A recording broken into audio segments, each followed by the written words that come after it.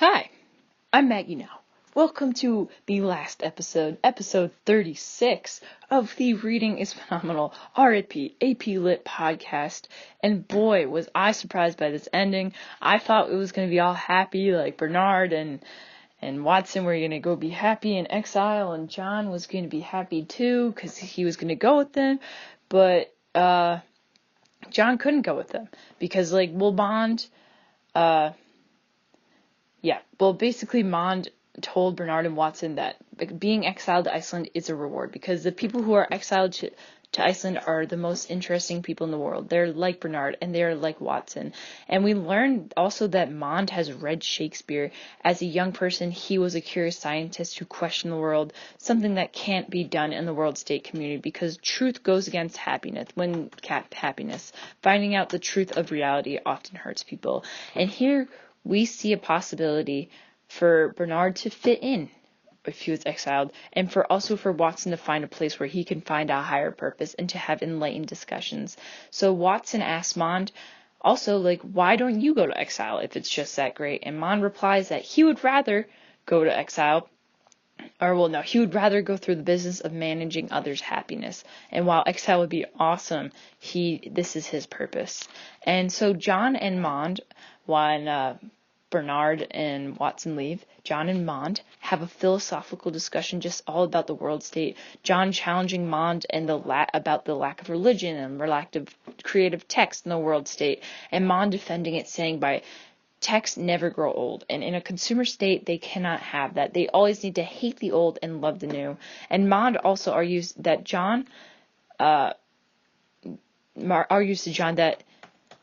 the people live by different values, and John has obviously seen that when he jumped from culture to culture, and the way John lives his life, the way he lives his life will have more emotion, but also pain. And while the world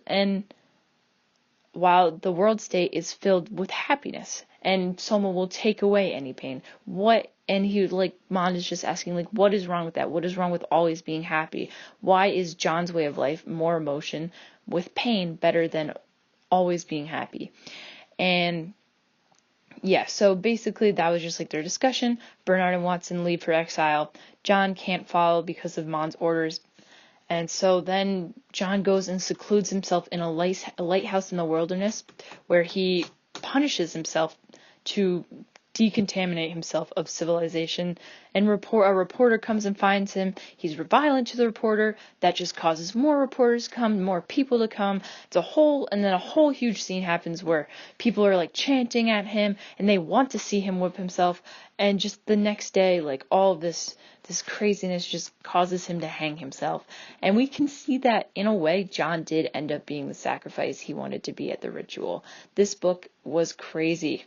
I'm not gonna lie. And Lenina coming in at the end and just he's punishing himself for even wanting to be with Lenina. We see just all of these different components coming at you, John's morals fighting against his inner desires and just coming all together and fighting, and then he just kills himself and sacrifices himself.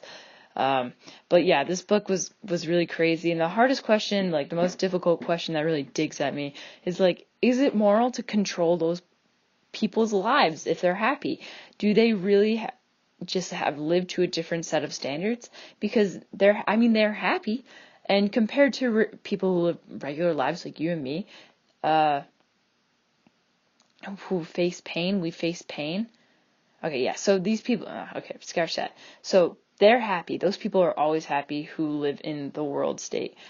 Compared to us, who we live regular lives, we face pain. But in contrast, when we feel pain and then we feel happiness, our happiness is that much more better, because also it's our own happiness that we've created, and it's our own freedom to follow that happiness.